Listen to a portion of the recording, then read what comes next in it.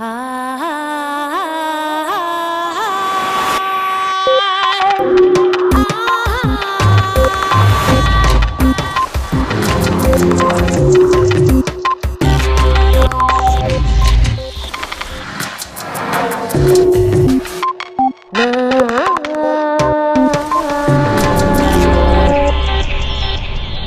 más pensaba en estos enigmas, más cerca me sentía de la iluminación o de la locura. Frank Close. El espacio entre las estrellas y entre las galaxias, y el que existe entre el núcleo de un átomo y sus electrones, está vacío aparentemente. Pero, ¿qué es el vacío? ¿Es un espacio en el que no hay absolutamente nada? Mientras se recupera de su fractura de tibia y peroné, Punset charla mediante videoconferencia con Frank Close, profesor de física de la Universidad de Oxford, para saber qué es la nada y el vacío.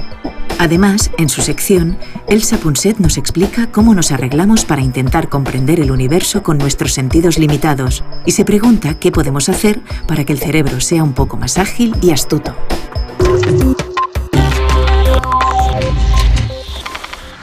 Profesor Close, esta noche vamos a hablar sobre un tema fascinante. Vamos a hablar sobre la nada. Y cuando digo la nada, me refiero a la nada. Pero antes de ello, quiero agradecerte que me dejes tener esta charla mediante videoconferencia contigo. Las gracias debemos dárselas a las maravillas de la tecnología moderna. Desde la antigua Grecia se creía que el vacío no podía existir. Incluso Aristóteles, hace muchos siglos, dijo: la naturaleza aborrece el vacío.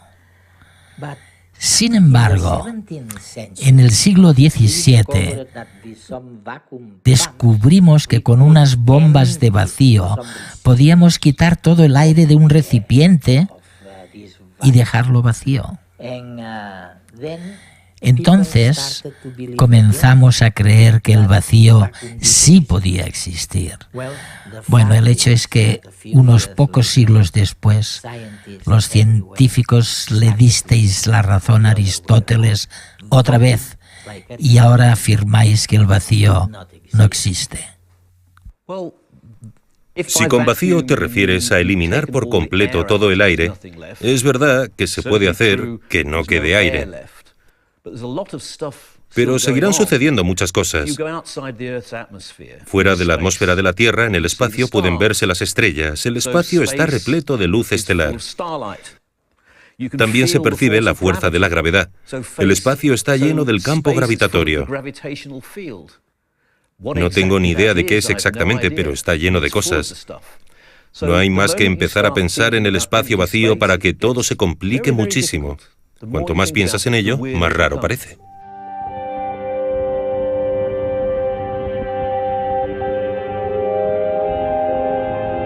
Los científicos han aprendido muchas cosas sobre el universo, pero todavía hay algunas cuestiones que solo los filósofos se atreven a contestar. Una de estas preguntas es: ¿existe la nada? Este cuarto, por ejemplo, no está vacío. Pero si quitáramos todos los muebles,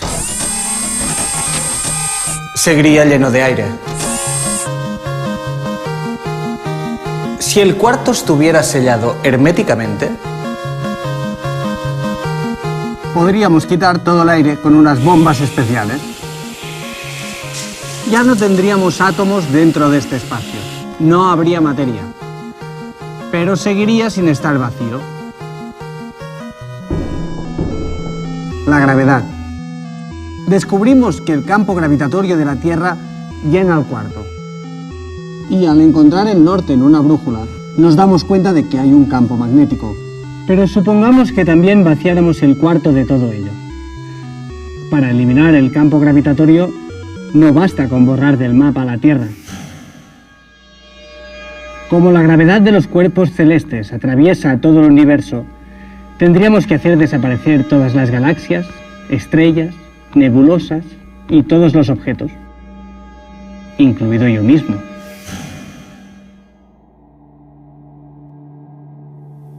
¿qué pasaría entonces? ¿Tendríamos un lugar realmente vacío? ¿Una especie de matriz espacial? ¿Un lugar donde realmente no hay nada? ¿O sería esto la nada? Incluso sin que hubiese nadie presente para hacerse estas preguntas.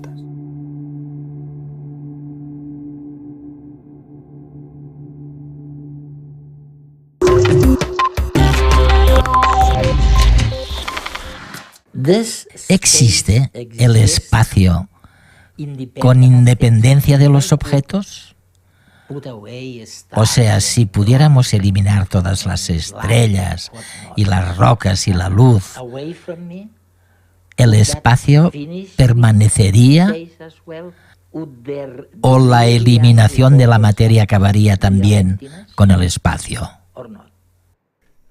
Menuda pregunta más profunda. Precisamente es la pregunta que de niño hizo que me interesara por todo este asunto de la nada. Solía preguntarme, ¿qué pasaría si pudieran eliminarse todas las estrellas, todos los planetas? La Tierra, tú y yo, no habría nada, pero tampoco quedaría nadie para saber que no había nada. Cuanto más lo pensaba, más extraño me parecía. Si no había nadie, para saber que no había nada, ¿podía considerarse realmente nada? Y decidí que si seguía pensando tanto en eso, acabaría loco. Bueno, decidí que me dedicaría a la física para intentar responder a esa pregunta. Hoy en día seguimos sin saberlo. La gran pregunta filosófica consiste en saber si el espacio existe solamente porque hay cosas que lo definen, cual matriz que muestra dónde está el espacio. Es decir, si el espacio que contiene las cosas existe por derecho propio o si lo necesitamos para contener la nada. Es una pregunta muy profunda que trasciende con creces cualquier respuesta fácil de la ciencia, aunque los filósofos obtienen una gran satisfacción preocupándose por estos temas. He aquí el problema con la nada. Cuanto más intentas acercarte a ella, más se aleja. Resulta dificilísimo descifrar el concepto. ¿Y si en lugar de todo el universo eliminásemos todo solamente de un espacio definido, de una región determinada del espacio? Lo que quedaría sería la nada primordial, el vacío de que estamos hablando. En la actualidad diríamos que sí. Desde el descubrimiento de la teoría cuántica, sabemos que en cuanto intentamos analizar con precisión algo, o la nada, se vuelve más complejo y que, por raro que suene, ahora mismo y en todo momento, entre bambalinas, surgen y desaparecen burbujeantes pequeñas partículas de materia, lo que nos forma a ti y a mí, y de antimateria, su extraño opuesto. Son efímeras, efervescentes, no las notamos, pero ahí están, aunque no las veamos. De hecho, la teoría sostiene, y los experimentos así lo confirman, que siempre están presentes. La imagen moderna del vacío sería un mar burbujeante de partículas y antipartículas que surgen de la nada y desaparecen. Pero ahí hay algo, aunque lo llamemos nada. Hace unos años, un físico estadounidense amigo me dijo, Eduardo, no lo dudes, caminamos sobre una nube de electrones. Y cuando intentamos imaginarlo, nos cuesta pensar que haya solidez en la materia. Mi pregunta es la siguiente. Este campo tan poderoso dentro de los átomos, entre los electrones y el núcleo, ¿qué demonios es? No caben dudas de que el átomo está vacío en lo que concierne a partículas. En el centro del átomo se halla el núcleo atómico, que es muy compacto. Luego, bastante lejos, encontramos partículas llamadas electrones que giran a su alrededor. Pero entre ambas cosas lo que hay es nada. Sin embargo, ¿qué es lo que hace que los electrones giren alrededor del núcleo? Pues la atracción, la fuerza eléctrica que atrae a las cargas opuestas. El núcleo tiene una carga eléctrica positiva, mientras que los electrones tienen una carga negativa. Lo negativo y lo positivo se atraen. Las fuerzas eléctricas mantienen unidos a los átomos.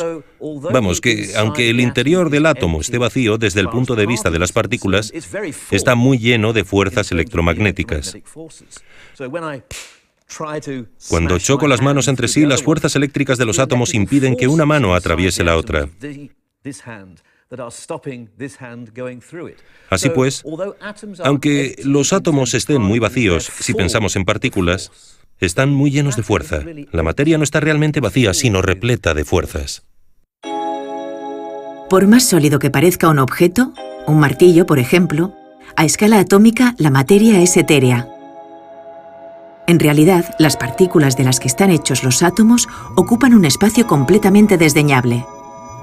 El átomo es, prácticamente, un espacio vacío. Mira el punto al final de esta oración.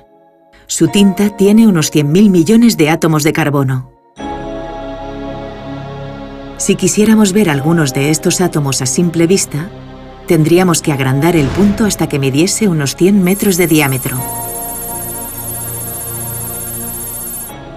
Esto nos muestra lo pequeños que son los átomos.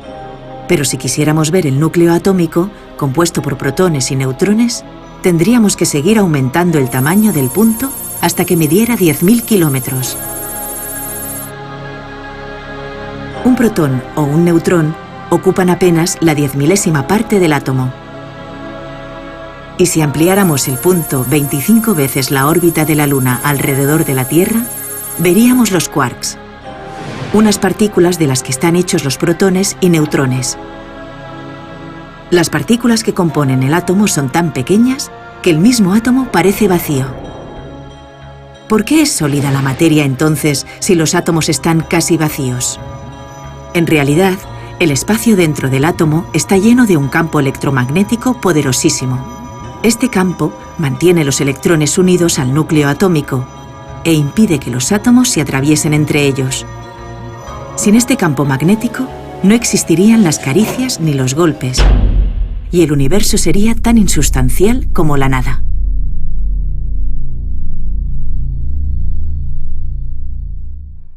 Ya sabemos que si pudiésemos eliminar todo de un espacio definido,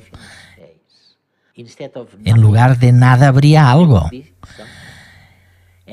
Y una de las cosas que podemos encontrar en el vacío es el famoso campo de Higgs. ¿Qué demonios es el campo de Higgs del que todos hablan?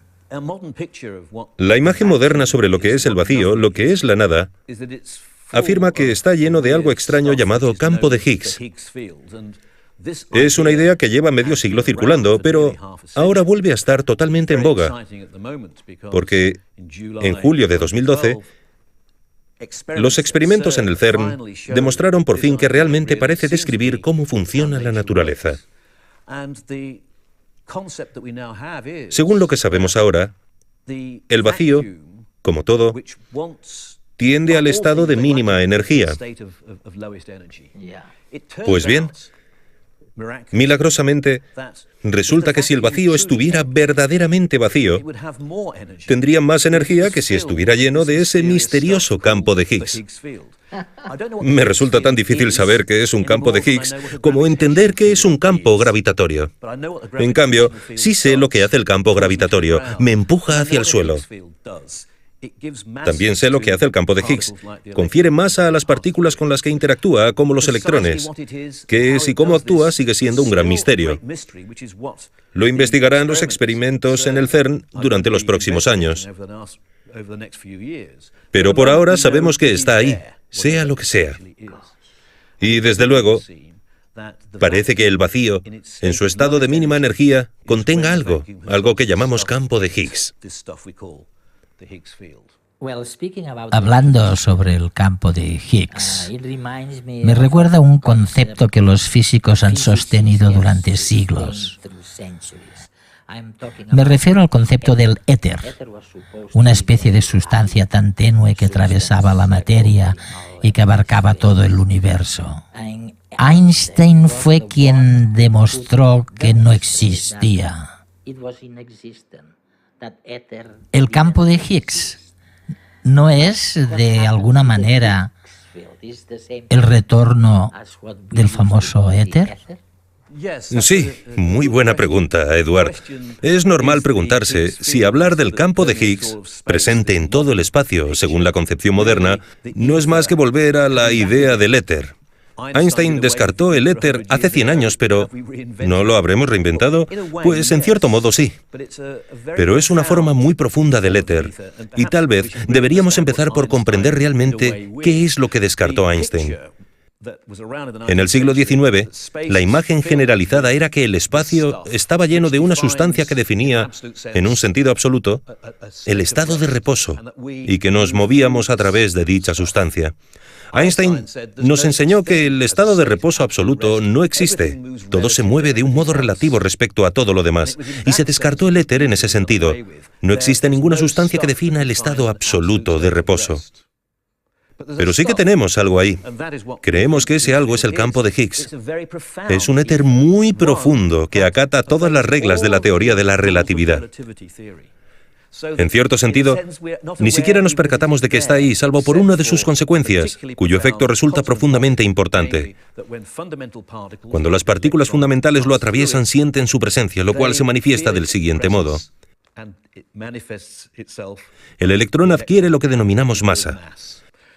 Que el electrón tenga masa es lo que acaba provocando que los átomos tengan estructura y tamaño. Por ende, el hecho de que existan estructuras en el universo constituye la prueba de la presencia de masa que, a su vez, constituye la prueba de la presencia de esta especie de éter subyacente que resulta tan extraño y que ahora denominamos campo de Higgs.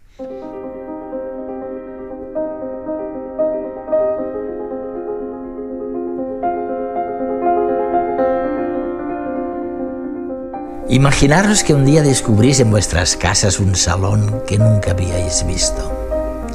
Y dentro de ese salón encontráis varias puertas. Y al abrirlas veis más salones con más puertas. Esto es lo que les sucede a los físicos que estudian el universo. Curiosamente, a cada puerta que se abre con el avance científico, se desvelan otras que permanecen sin abrir. Cuanto más sabemos, más aumenta el volumen de lo que desconocemos. Ese es el camino que hemos seguido en la indagación sobre la naturaleza de la nada. Cuanto más hemos investigado sobre algo que parecía sencillo, el vacío, hemos visto que el asunto era mucho más extraño y complejo de lo que parecía. Todos conocemos las 4 fuerzas o las interacciones fundamentales: la gravedad, el electromagnetismo, la nuclear débil y la nuclear fuerte. Pero parece que si no fuera por los efectos del vacío, la intensidad de todas las fuerzas sería igual. No sería como ahora, con una gravedad muy débil, un electromagnetismo muy fuerte. Si esto es cierto, el vacío es lo que decide no solo la fuerza de las interacciones fundamentales, sino cómo es la estructura de la realidad. Sí, la física cuántica demuestra que el vacío no está vacío. Aunque no te hubiera hablado del campo de Higgs, la teoría cuántica demostró hace ya 100 años que el vacío no está vacío. Y que, cuanto más atentamente se examina, más se manifiestan lo que denominamos fluctuaciones virtuales, partículas y antipartículas que surgen y rápidamente desaparecen. Aunque parezca ciencia ficción, los experimentos corroboran que esto es así. La idea, en teoría, según confirman los experimentos, es que si pudiéramos entrar en estas diminutas nubes cuánticas, y para ello sería preciso realizar experimentos mediante energías tan enormes que resultan difíciles de imaginar, pero que en principio son concebibles, Entonces, sería posible observar la verdadera naturaleza de las fuerzas sin el vacío cuántico que las distorsione. Y en esas circunstancias, creemos que descubriríamos que en realidad las fuerzas tienen la misma intensidad intrínseca. Hasta ahora las hemos percibido a través de la nube de vacío virtual que enmascara la realidad y hace que parezcan aquí y ahora tan distintas entre sí.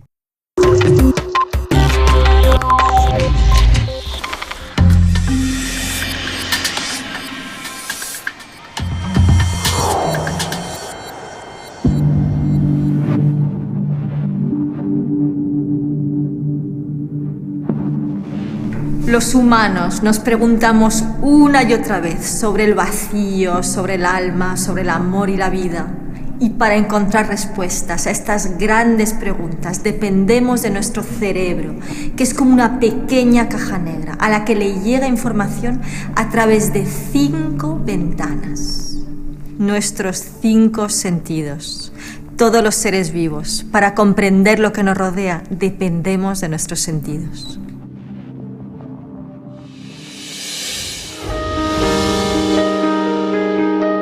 ¿Os habéis planteado alguna vez cómo percibe el mundo exterior una hormiga? Una hormiga no ve bien. Si está muy cerca de otra, podrá verla, pero a un humano no podrá verlo. ¿Por qué? Porque está a una escala demasiado grande. Para una hormiga, un humano a una pequeña distancia simplemente no existe. Y es que todos los seres vivos, incluidos nosotros, comprendemos el mundo a la medida de nuestros sentidos.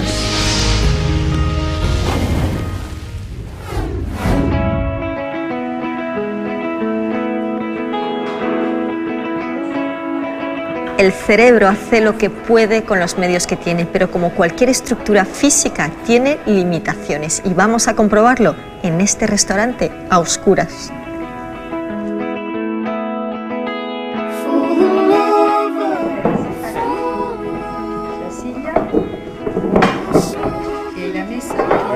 A ver si hay vasos. Te estoy metiendo el codo en el plato, ¿no? Ya he metido la mano en algo mojado. Berenjena. De limón, ¿no? Un poco sí, sí. De limón. Es cachofa. Ah, los rollitos esos son alcachofas. ¿Verdad que no hay cuchara? Sati me está robando mi vino. No. Sí. Ay, casi. Vaya. Nos acaba de complicar la noche. ¿Qué lleva este vasito? Galletas. ¿Galletas? ¿Solo galletas? No, algo más. Y algo más. Que no sabemos No sabemos distinguir qué es. Era una crema de calabaza. Anda, haremos esto. Mira. Mira qué bien. Si cerramos los ojos, nos será muy difícil distinguir si bebemos vino blanco o tinto, si comemos carne o pescado. Nos está faltando un sentido al que estamos acostumbrados para comprender la realidad. Y es que el cerebro interpreta la realidad en función de la información que le llega y ahí decide qué es más importante. Por ejemplo, los bordes de los objetos van a tener más importancia que el interior y las esquinas van a tener más importancia que las líneas rectas. ¿Por qué? Porque contienen más información. Y si hay alguna información que no le llega al cerebro, como en este caso, la rellena, imaginando lo que podría haber ahí fuera. Esta capacidad del cerebro para inventar la realidad o para redondearla es un atajo que nos hace más fácil la vida diaria. Pero también puede engañarnos. Hay cientos de ejemplos de cómo nos engaña el cerebro. Son las ilusiones perceptivas, entre ellas las que afectan a la vista, es decir, las ilusiones ópticas. Quizás hayáis oído hablar de las tuercas imposibles de Jerry Andrews o los sorprendentes trucos de magia de Richard Wiseman que juegan con esa capacidad que tenemos de ver solo lo que queremos ver.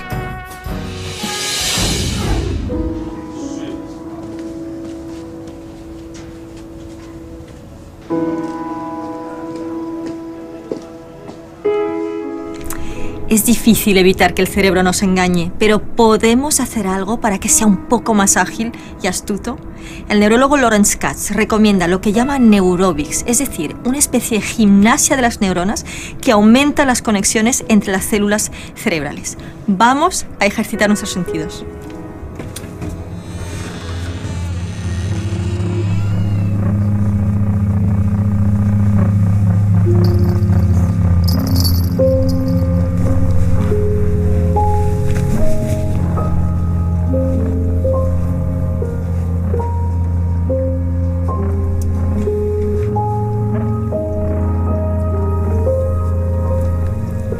De entrada podemos explorar la riqueza de nuestros sentidos.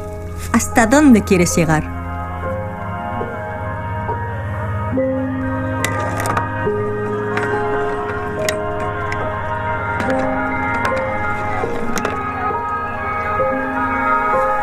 En la vida diaria tendemos a hacer siempre lo mismo. Para crear nuevos caminos neuronales, para estar más abierto a la realidad, estira tus neuronas, sorpréndelas, sácalas de su rutina.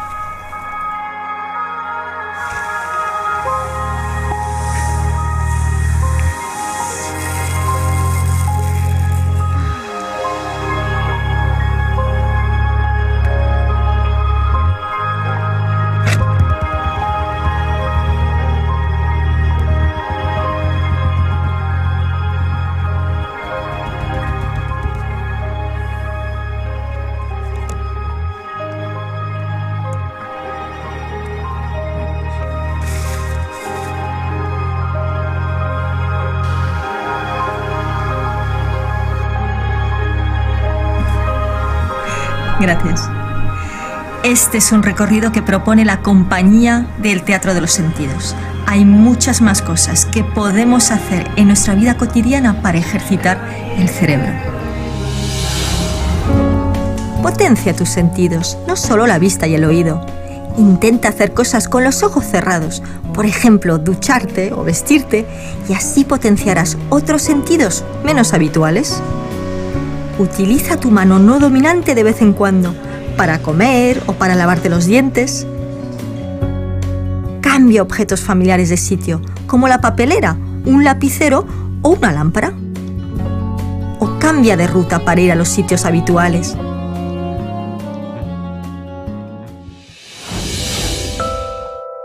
Y es que vivimos en un sueño que fabricamos a nuestra medida. No podemos escuchar los ruidos cósmicos, ni siquiera podemos percibir lo que oye un murciélago o ver cómo ve un búho. Lo que no vemos o no sentimos es fácil creer que no existe.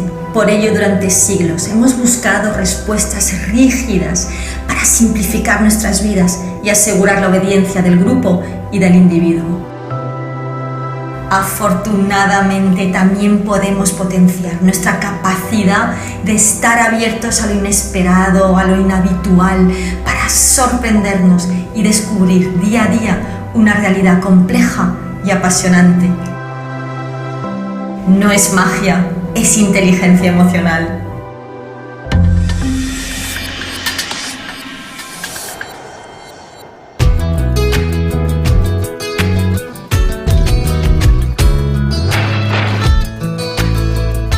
¿Por qué la luna parece más grande cuando está en el horizonte?